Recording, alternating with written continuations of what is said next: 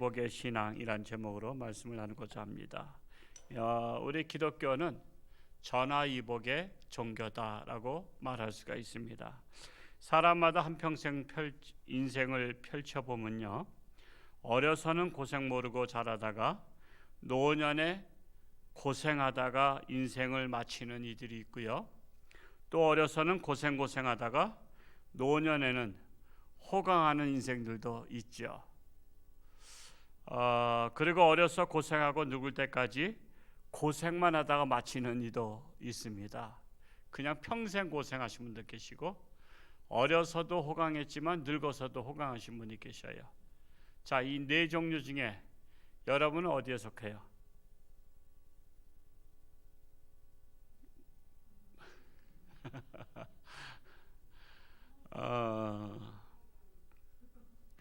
어려서는 고생 모르고 자라다가 노년에 고생하는 분 계신가요?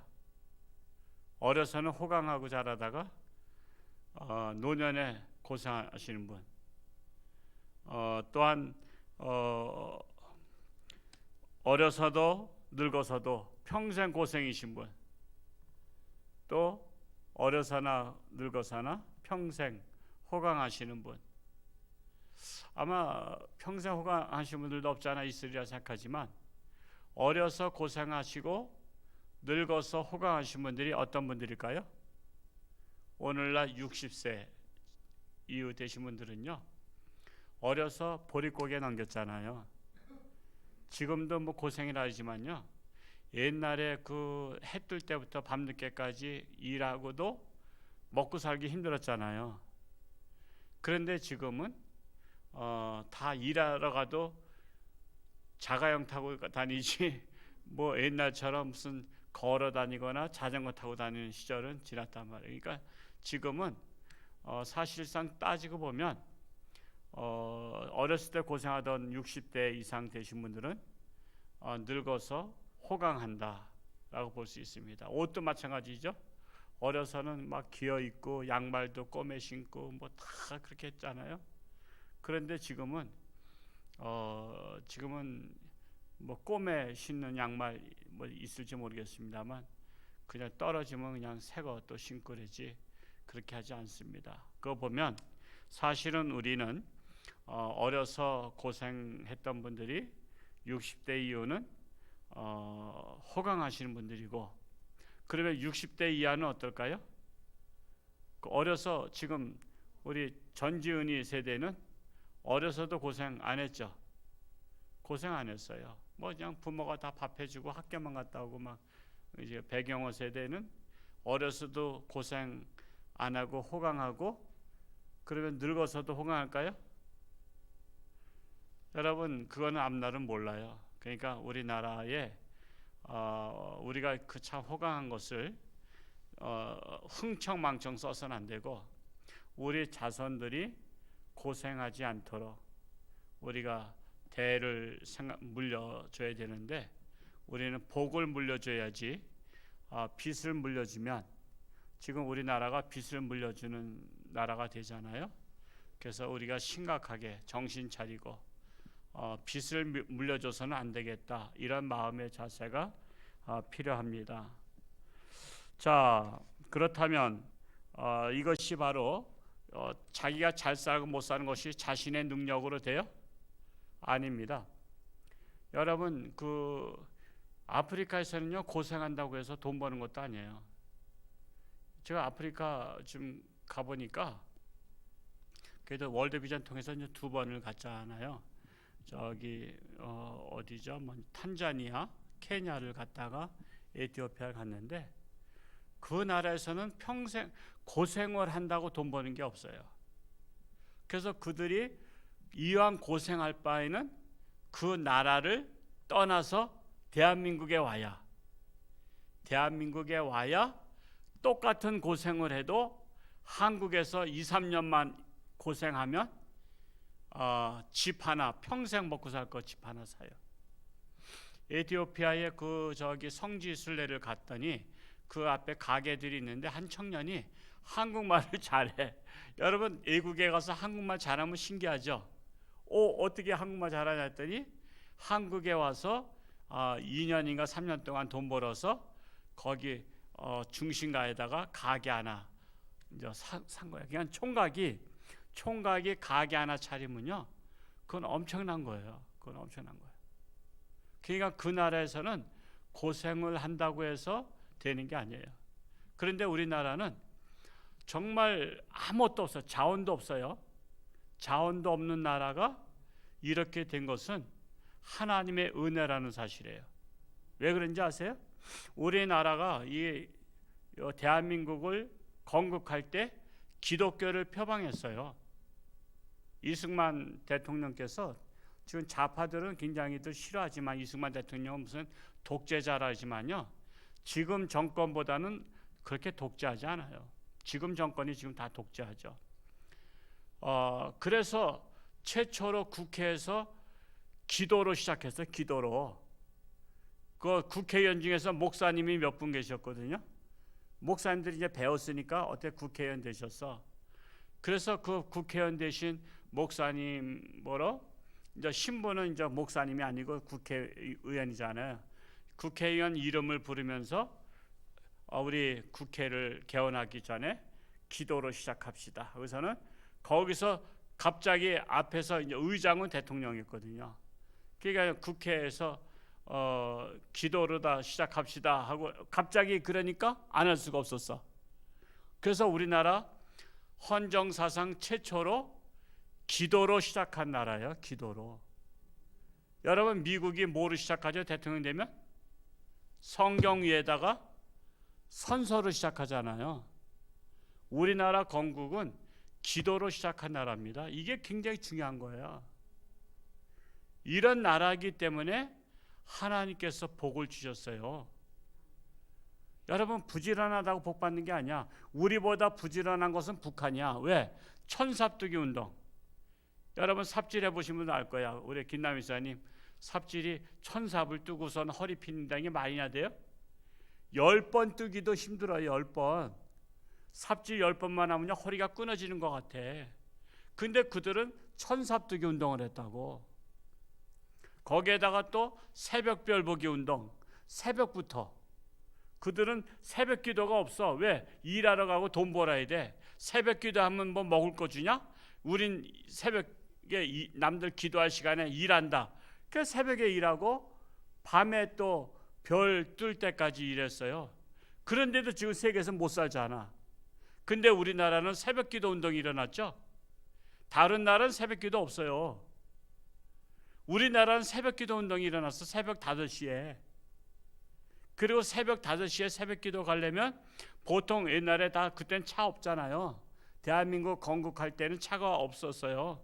차가 있어도 몇 대 없었어요. 대통령하고 지금 재벌들이나 몇 대 있지. 나머지는 다 걸어 다녔다고. 그리고 심리는 보통이었어. 그건 심리 걸으려면 1시간 걸려. 그러면 새벽에 3시 반쯤에 일어나서 씻고 4시쯤에 집을 나서서 5시 전에 새벽 기도 가야 되는 거예요. 그러니까 한 3시 넘으면 벌써 일어나서 한 거예요. 북한에서는 새벽 기도 시간에 일하러 갔는데 그렇다고 북한이 잘 사느냐? 북한은 그래도 못 살잖아. 그러면 우리보다 부지런한 북한은 못 살고 그 원인이 뭐냐 말이야. 그리고 우리나라보다 북한이 먼저 잘 사는 거 아시죠? 70년대까지는 우리 신의주에서 전기가 들어왔는데 전기를 딱 끊어버렸어. 북한에서 어느 날 갑자기 전기선을 딱 끊어버린 거야. 우리나라 암흑이 돼버렸어요. 그래서 그때부터 부랴부랴 이제 막 만들기 시작한 거야. 댐을 만들고 화력발전소 만들고. 그러냐고 몇 년 동안. 그거 만드는 게 쉽게 만드는 게 아니잖아요. 한두 달에 만드는 게 아니야. 몇 년 걸린다고. 그러니까 암흑에서 살았다고 몇 년 동안. 그런데 여러분 지금 위성 사진 한번 저기 인터넷에 나온 거 보니까 위성 밤에 이렇게 하늘에서 우리 남북한 한반도를 찍었는데 요 판문점 아래에는 문산, 그 일산 아래에는 밤에 불야성을 이루고 있어. 그냥 부르다 환해. 근데 북한 쪽에는 평양만 조금 이렇게 불빛이 보이고 다른 데는 다 캄캄해. 전기를 북한에서는 먼저 신의주에 있는 거기 뭐죠? 수력발전소에서 먼저 시작해서 전국을 공급하던 전기가 지금은 남한은 전국을 다 하는데 북한은 아직도 전기가 모자라서 밤에 툭 하면 전기 나간대. 제가 어렸을 때만 해도 전기 잘 나갔어요, 우리나라. 왜? 전기가 모자라서. 이런 차이가 어디서 났냐 하면 하나님의 은혜로 됐다는 거야. 하나님의 은혜로. 오늘 말씀 속에서도 그렇게 나와요. 자, 우리 7절 말씀 한번 읽어볼까요? 7절 시작.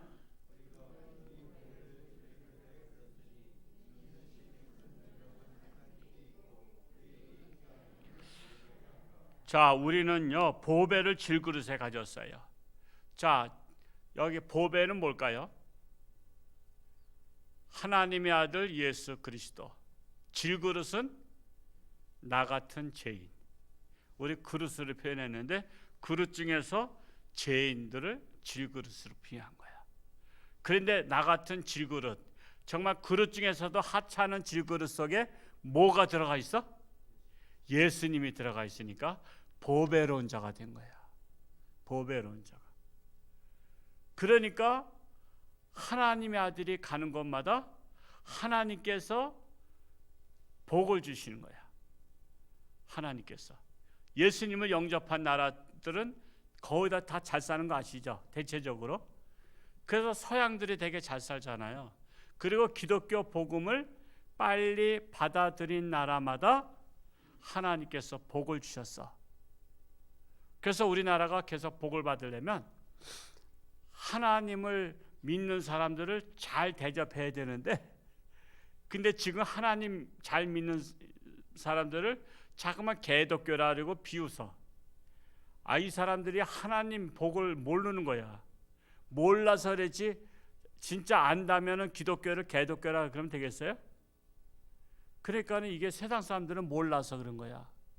복을 받아도 복을 몰라. 그러면 뭐죠? 복이 들어와도 차버리는 사람이 되는 거야. 복이 들어와도 차버리는 거야. 우리는 복을 볼 줄 알아야 돼. 그래서 우리 집에 가장 큰 복은 예수님을 모신 게 가장 큰 복이다라는 것입니다.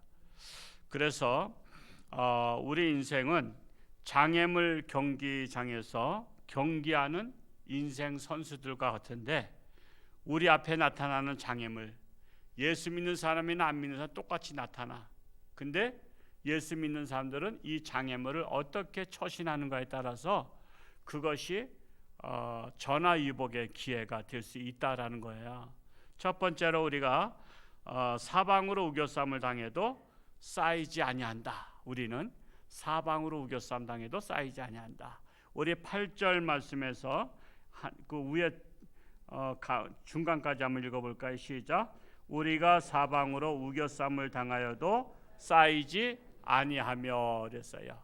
사방으로 우겨쌈을 당하면서 뭐죠? 포위당한 거예요. 포위당한 거예요. 포위되었던 것은 구멍이 빠져나갈 구멍이 없다는 거예요. 포위당했다는 것은 빠져나갈 구멍이 없다. 자, 그런데 사방으로 우겨쌈을 당해도 쌓이지 아니한다.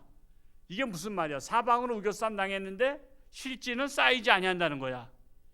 이것을 우리가 쉽게 이야기해서는요, 열왕기 하에 보면 6장 14절에 17절에 보면 펼치지 않겠어요? 거기에 보면 도단성에 선지자 한 분이 계셨어요. 누굴까? 이거 맞히면 성경 실력 있으신 분이야. 도단성에 계신 엘리사. 이 엘리사 선지자가 있었는데, 이 선지자는 아람 나라의 왕이 비밀 군사 작전 하는 것까지도 다 알아듣고 그러니까 아람 나라에서 저 엘리사를 먼저 쳐버려야 되겠다, 죽여야 되겠다. 그래서 군사를 이끌고 도단성에 밤에 포위를 했어요. 포위를 했는데 새벽녘에 엘리사의 그 수정 두는 사람이 누구예요? 게하시잖아. 게시. 게하시가 새벽에 성문에서 밖을 내다보면서 아이고 하면서 아우 참 상쾌한 아침이다 했는데 왜 군사가 딱 깔려 있는 거야. 이거 뭐야. 그러면서 앞을 보고 이쪽도 보고 저쪽도 보고 뒤에도 보니까 성이 옛날에 그게 크지 않았거든. 도담성이라는 게 그냥 조그만 마을에 있는 성이라고. 홍천보다 작은 성이야. 그러니까는 앞뒤로 다 보니까 완전히 포위당한 거야. 그래서 선생님 지금 큰일 났습니다. 지금 이게 밤새 우리가 포위당했습니다. 아람 나라 군사 같습니다. 깃발 보니까 이 깃발은 나라 그 표시하잖아요. 아람 나라가 우리를 지금 포위했습니다. 그래서 게하시는 4색이 돼 가지고 엘리사에게 보고를 했더니 엘리사가 허허허 야야 걱정하지 마. 우리 선생님 미쳤나? 걱정해야 될 일이 있을 때 걱정해야 되는 게 상식이잖아 우리는. 근데 걱정하지 마. 그리고 저 아람 나라 군사 뒤에 또 군사가 있는 거 못 보냐? 저들은 도담성을 포위했지만 그 도담성을 포위하고 있는 아람 나라 군사 밖에 아람 나라 군사를 또 포위하고 있는 군사가 있었어. 그 군사는 어떤 군사야? 하늘의 군사란 말이야. 하늘의 군사. 하나님의 군대야. 하나님의 군대가 뒤에서 포위하고 있는 거야. 여러분 전쟁터에서 우리가 어디를 포위했는데 무전용은 야 너희들 뒤에 너희들을 향해서 총을 대고 있다. 그러면 뒤에서 너희들 다 포위당했어. 그러면 이거 큰일 났구나. 그런 거 아니에요. 뭐가 같으냐면 북한이 6.25 전쟁 때 저기 낙동강까지 갔잖아. 그리고 낙동강에서 이제 부산하고 얼마 안 남았었잖아요. 그래서 이제 그걸 포위한 거 아니야. 그거를 포위해서 부산만 점령하면 이제 다 북한 땅이 되는 거야 이제. 그랬는데 메가더 장군이 5,000분의 1 확률인 저 인천 상륙작전을 그게 5,000분의 1 확률이래요. 그 만조라니까 물이 들어와서 있는 시간이 딱 2시간이래. 그때 군함이 그때 들어와서 군인들을 다 이렇게 육지로 다 상륙시켜야 되는 시간이야. 2시간 만에. 그 얼마나 힘들어. 그래서 교란 작전을 위해서 저 동해 바다 쪽에 우리가 침투하는 것처럼 계속 포를 쏘고 하면서 교란 작전을 폈는데 인천 상륙 작전에서 들어온 거야. 그러니까는 이 낙동강까지 가서 이제 부산을 향해서 포위하고 있는데 무전이 온 거야. 야, 저 인천 상륙 작전에서 허리가 딱 끊어졌다. 그 보급로가 다 끊어진 거야. 여러분 군인들은요 자기가 밥해 먹으면서 다닐 수가 없잖아. 오로지 총하고 총알만 가지고 다니는데 뒤에서 보급로에서 트럭이 밥을 해서 계속 날라야 되는데 보급로가 딱 끊어지니까 밥 먹을 길이 없어. 그러니까 자기들이 부산을 포위한 줄 알았더니 자기들이 포위당한 거 아니야. 그러니까는 부산을 가는 것이 문제가 아니라 빨리 여기를 빠져나가서 북한으로 도망가야 되잖아. 그러면서 막 오합지졸 돼가지고 북한으로 도망간 거예요. 바로 이것과 같은 상황이야. 지금 아람 나라 군사가 지금 도단성을 포위해서 사방으로 우겨쌈을 당했는데도 쌓이지 아니한다는 것은 그 뒤에 누가 있다? 하나님의 군대가 있다. 자, 우리가 인생 살아가면서 사방으로 우겨쌈을 당할 때가 있죠. 있는데 지금 이 게하시 눈에는 그게 안 보였었는데 엘리사 선지자가 기도했어요. 게하시의 눈이 열릴지어다. 즉 영안이 열릴지어다 그랬어. 영안이 열려서 영안의 눈으로 다 보니까 뒤에 하나님의 군대가 있는 것을 봤어. 보니까 이제 걱정할 필요가 있어 없어요? 걱정할 필요가 없는 거야. 여러분 영안이 열리면 인생 걱정이 있을까 없을까?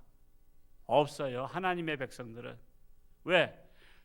지금 사방으로 우겨쌈을 당했지만 영안이 열려서 보면 하나님의 군대가 나를 지켜주고 있는 것을 보게 돼요.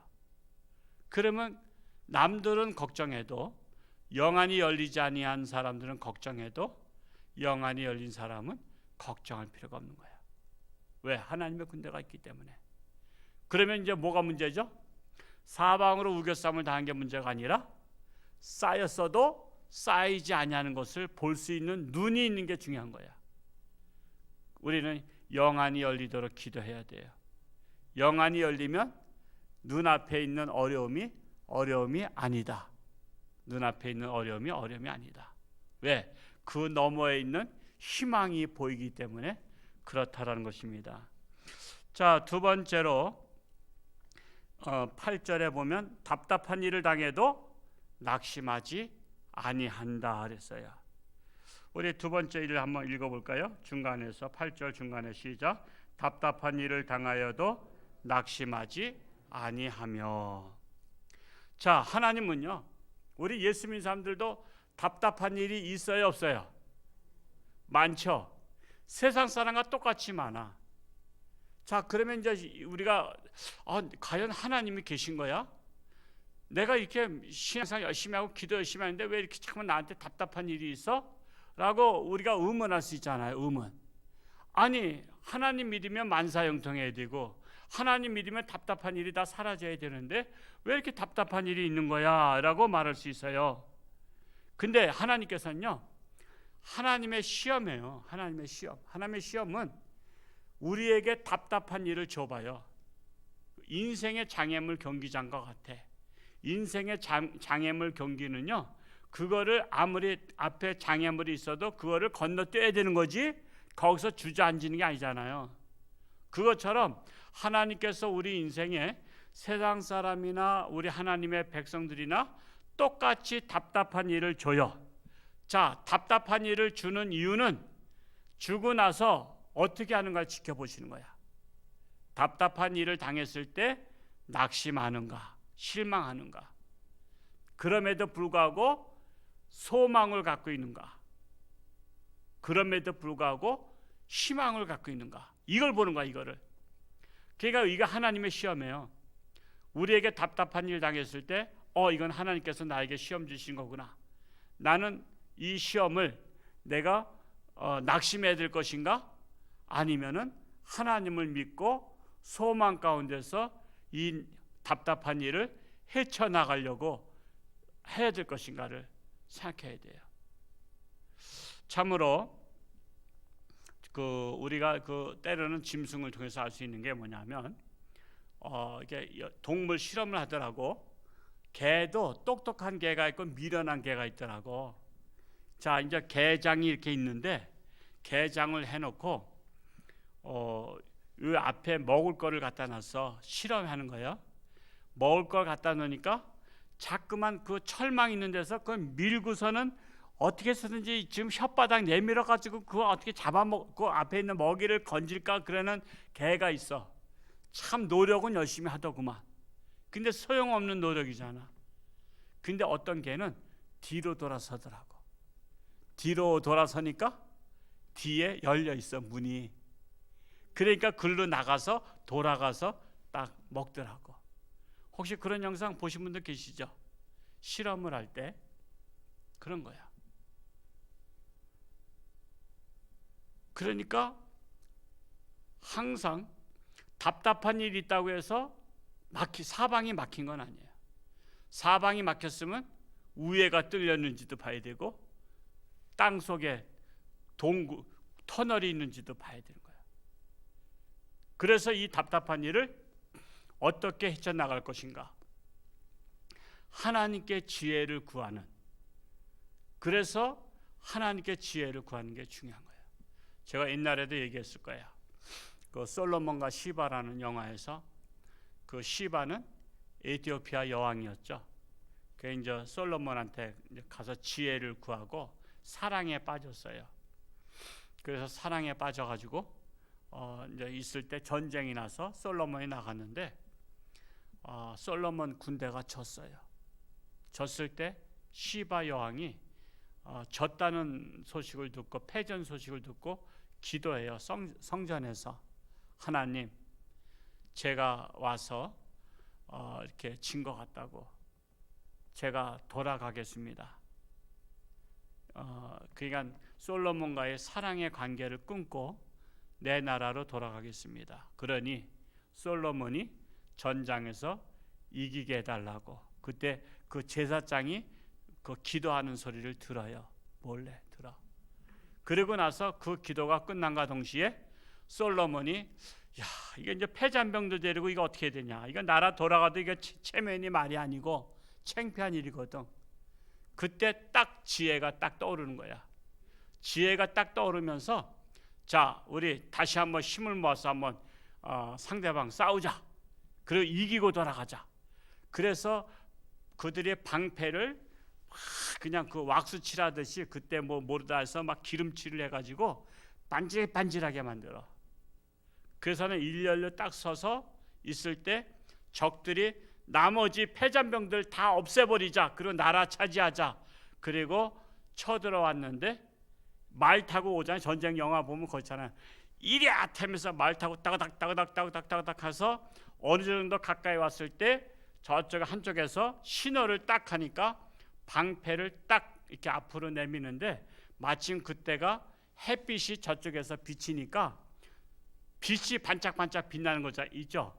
원래 거울 비치듯이 거울과 같이 반짝반짝 비치니까 말들이 막 달려오다가 이 빛이 비치니까는 이 짐승은 이 빛이 비치면은 못 달린대요. 그래서 다 옆으로다가 다 돌아가는데 옆에는 낭떠러지야. 그래가지고 낭떠러지다가 이 병거가 막 떨어지는 거야. 막 떨어져서 산더미처럼 막 쌓이는 거야. 야, 그 영화 제가 어렸을 때 봤는데 지금까지도 그 장면, 명장면 신나. 솔로몬과 시바 한번 보신 분 계신가? 우리 교회 보신 분 없어요? 그런 거 잘 찾는 이명진 원사님 한번 찾아가지고 우리 밴드에다 한번 올려봐. 그게 아주 제가 옛날 영화인데 제가 청년 시절에, 그러니까 한 40년 전에 본 거야. 40년 전에 본 영화인데 그게 바로 뭐냐면 답답한 일을 당했는데 거기서 낙심하지 않냐고 다시 힘을 내서 길을 찾는 거야. 하나님은 그걸 원하시는 거야. 세상 사람들은 낙심하지만 우리 하나님 믿는 사람들은 하나님께 지혜를 구해서 그 답답함을 풀어가라는 거예요. 그걸 원하시는 거야. 거기에서 주저앉는 걸 원하시는 게 아니라 하나님께서 이 답답한 일을 내가 이걸 어떻게 풀어갈지를 하나님 앞에 지혜를 구해서 이것을 풀어가면 이 답답한 일이 전화이복의 기회가 된다라는 것입니다. 자, 세 번째로 박해를 받아도 버림받지 아니하며 그랬어요. 9절에 있죠? 우리 한 절만 읽어볼까요? 시작. 박해를 받아도 버림받지 아니하며. 여러분, 기독교는 박해를 받고 성장한 종교예요. 여러분, 기독교는 박해로 다 시작된 종교예요. 여러분, 우리 기독교에서 믿는 분이 누구죠? 하나님의 아들 예수 그리스도. 자, 예수 그리스도가 이 땅에서 호강했어요? 박해 받으셨잖아요. 여러분, 마호메트와 그게 달라요. 마호메트와 예수님이 다른 것이 그거예요. 예수님은 결혼도 하지 않으셨어요. 마호메트는 결혼도 여러 번 했고 그 어린 색시가 9살짜리인가 몇 살짜리 있었죠. 그런 요즘 말하자면 법적으로 걸리죠. 미성년자잖아. 9살짜리면 초등학교 한 2학년. 그런 색시도 없고 그 색시가 한 11명인가 이렇게 됐죠. 그래서 그 제자들이 불만이 많아서 우리들도 와이프 좀 많이 얻게 달라고, 우리도 여러 얻을 수 있도록 하도 청을 하니까 미안해서 너희들은 4명까지 허락하노라. 그래서 마호메트가 정한 법으로 지금까지 이슬람은 능력껏 4명까지는 허락해요. 4명까지는 바람 피는 게 아니야. 5명이면 바람 피는 거야. 그냥 4명까지는. 그리고 첫째 부인이 질투하면 안 돼. 질투하면 때리라 그랬어. 볼기짝을 때려주라. 질투하지 마. 그러니까 우리는 중동에서 안 태어난 거 참 감사하죠. 우리 권사님들, 우리 안 태어난 거 얼마나 감사해. 중동에서 태어났으면 그냥 내 남편이 4명씩이나 있으면서 내가 바가지 굵으면 나한테 또 들어오지도 않아. 그러면 그것도 한번 시기에 따르면 또 막 볼기짝 때리고 그냥 엉덩이 때리고 막 그러면 어떻게 해서. 그러니까 참 우리 예수님께서는 일부일처 그냥 한 명, 오로지 한 명과 하나님의 뜻이다. 하나님의 짝지어 주신 것. 그래서 살라고 하셨잖아요. 그래서 우리는 기독교는 박해로 시작했어요. 예수님은 박해받고 십자가 못 박아 죽으셨잖아요. 그것을 피했던 제자들, 예수님 부활하시고 만나고 나서 그걸 감당해서 12제자가 다 박해받고 순교했어요. 그리고 예수를 핍박하던, 크리스찬들을 핍박하던 사도 바울이 나중에 예수 믿었죠. 예수 믿고 나서부터는 선교지를 다니면서 돌에 맞고 40에 하나 감한매를 4번씩이나 맞고 등등 뭐 여러 죽을 고비 넘기다가 결국 로마에 가서 순교를 당했어. 로마 성지순례 가신 분 갔었나요? 김남희사 거기도 갔었나요? 로마? 그쪽은 안 갔었나요 그때? 그때 우리 교회에서 갈 때는 로마까지는 안 갔구나. 제가 1차로 갔을 때 로마에 갔는데 그 카타콤도 들어갔어요. 땅속에 굴도. 땅속 굴이요 홍천시보다 더 커요. 넓어요. 땅속에만. 땅속 1층, 2층, 3층, 4층 이렇게 땅속에다 계속 파고들하고 이렇게. 근데 흙이 찰흙 같아서 무너지지가 않아. 모래흙 같으면 무너지죠. 다 하나님께서 그 나라는 다 그렇게 만들었어. 사람 죽으면 시신도 그 땅속에다 묻었어. 그러면 환풍이 안 돼서 냄새 날 것 같은데 그 흙에 그런 냄새를 빨아들이는 요소가 있대. 그래서 냄새가 안 난대. 참 하나님은 나라마다 또 그렇게 카타고 만들도록 예비하신 나라야. 그래서 사도 바울의 순교지 터가 있어요. 거기 그 돌, 화강암 돌 이게 옆에 이렇게 한쪽에 지금 비스듬한 대각선에다 잘라져 있는데 거기에다가 사도 바울 목을 대게 하고 위에서 칼로 내리친 거야. 기독교는요 박해의 종교예요. 왜 박해했냐? 기독교를 없애려고. 기독교를 없애려고 박해했는데 박해하면 박해할수록 기독교는 부흥됐어요. 초대교회 3년 동안 박해 엄청 했어요. 그거 갖다 역사적으로는 10대 박해라래. 10번의 박해 사건이 일어났는데 그때 아예 로마를 점령해 버렸어 기독교가. 그래서 콘티누스 대제가 황제죠. 황제가 기독교를 공인한 거야. AD 313년에. 기독교도 다른 종교와 같이 똑같이 대접할 수 있도록 길을 만들어 놓은 거야. 기독교만 탄압하다가.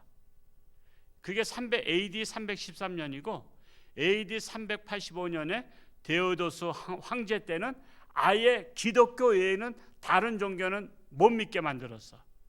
이제는 기독교만 믿어라. 왜? 300년 동안 박해를 해봐도 없어지지 않는 게 기독교야. 그래서 기독교는 못 말려. 기독교는 아무리 박해해도 못 말려. 그러니까 이런 종교는 없다. 이런 종교 정신을 가지고 나라를 우리가 일으켜야 되겠다. 기독교인들이면 나라 일으킬 수 있다. 그래서 AD 385년 이후에는 다른 종교를 믿으면 순결당했어요. 그때부터는. 그래서 기독교가 번창한 거야. 그래서 아주 유럽을 다 쓸어버린 거야. 기독교가. 그래서 기독교는 박해를 받아도 버림받지 아니한다라는 것입니다.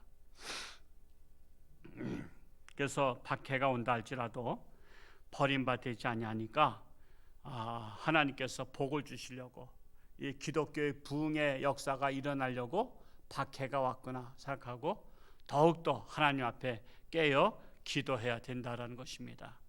마지막으로 네 번째로 9절 하반절에 있죠. 읽어볼까요? 시작. 거꾸러뜨림을 당하여도 망하지 아니한다. 그리스도인은요 7.8기라 그래요. 7.8기. 7.8기라는 것이 우리나라 옛날에 그 권투가 유행하던 시절이 있었죠. 레슬링이 유행하다가 레슬링은 쇼다라고 하는 바람에 레슬링이 또 지면서 권투가, 그래서 복싱 선수들이 챔피언 되면요 동양 챔피언 되고 그러면 그냥 그거 밤새워서 본 거 아시죠? 동네 한가운데 한 집에 있는 TV 앞에 다 와서 봤다고. 그때 누가 있었냐면 홍수환 선수.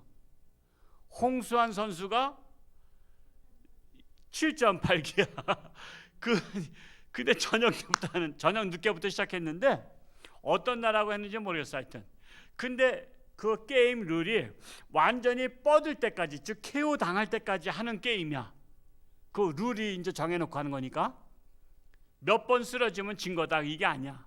일어나서 싸울 수 있으면 또 싸우는 거야. 근데 이거는 한참 하다가 뒤로 발랑 자빠져. 한 번 KO 당했어. 또 다시 일어나서 싸우다가 또 당해. 한 3번 당하니까 에이 더 이상 볼 것 없다. 왜? 상대방이 벌써 그냥 잽을 날려서 자꾸만 KO 시키니까 3번 정도 되니까 사람들이 야 TV 꺼. 야 이거 다 틀려 먹었다. TV 끄고 또 돌아가고. 그러고 나서 아예 다들 자버렸어. 근데 TV 시청자들이 잔다고 게임 안 해? 게임대로 그냥 계속 하는 거지. 그래서 그 다음날 아침 뉴스에 홍수환 7.8기로 챔피언 됐다는 것이 나오니까 어떻게 된 거야? 아니 다 지는 줄 알고서는 TV 다 끄고 잤는데. 그거 유명하죠? 그거 유명한 사건이에요. 우리나라에 귀한 교훈을 준 사건이야. 7.8기로. 이거 성경적인 거야. 성경.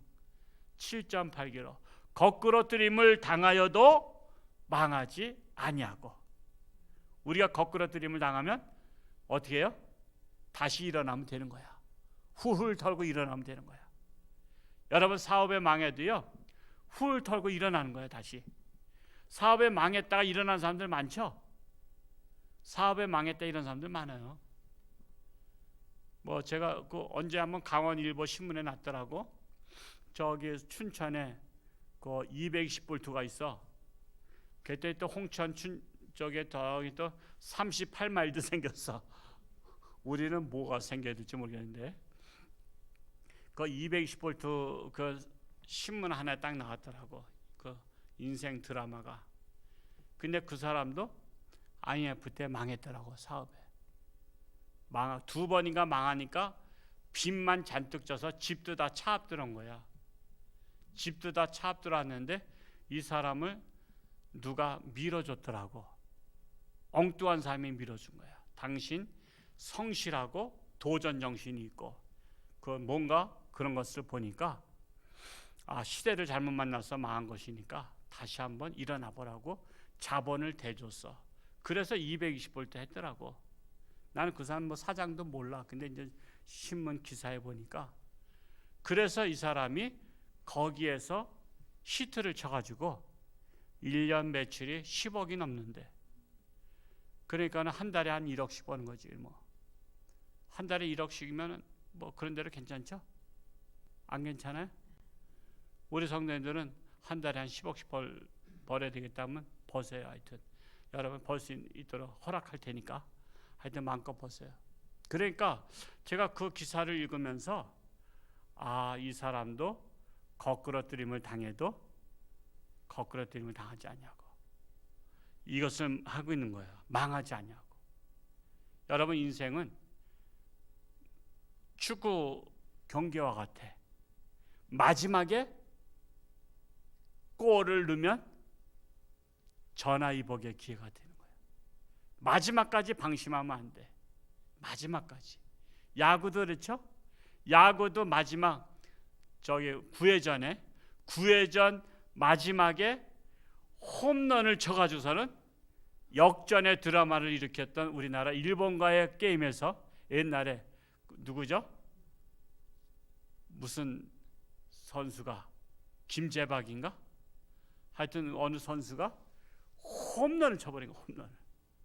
홈런을 쳐버리니까 그냥 나갔던 선수 다 들어온 바람에 역전한 거야. 그것도 지금도 아직 기억나고 있는데, 항상 인생은 마지막이다. 마지막까지 가봐야 한다.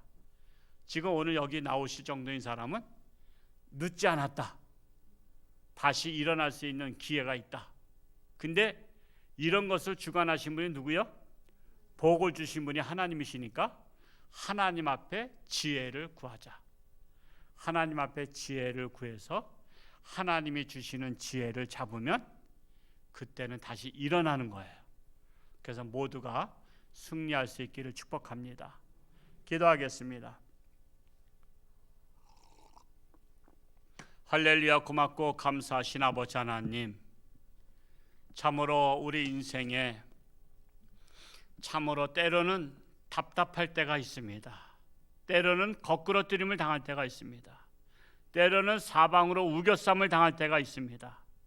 그럼에도 불구하고 하나님을 믿으며 의지하며 하나님께 소망을 두며 하나님의 지혜를 구하면 하나님께서 결단코 버리지 아니하실 줄로 믿습니다.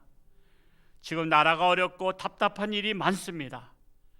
세상을 바라보면 답답하지만 하나님을 바라보면 소망이 넘치는 줄로 믿습니다.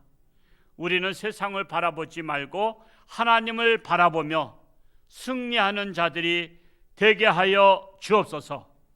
오늘 이 수요 기도에 온 자마다 모든 문제들이 문제가 아니라 그 문제들이 전화위복이 되면 축복의 문제들인 것을 믿고 소망 가지고 힘차게 일어날 수 있는 우리 모든 성도들 되게 하여 주옵소서. 이 시간 하나님 앞에 귀한 11조임을 감사 특별함을 드렸습니다. 하나님 아시나이다. 참으로 건강을 지켜주시고 소망 가운데서 참으로 우리 홍천주님께서 간절히 부르짖고 기도하는 모든 기도가 하늘나라 상달될 수 있도록 축복하여 주옵소서.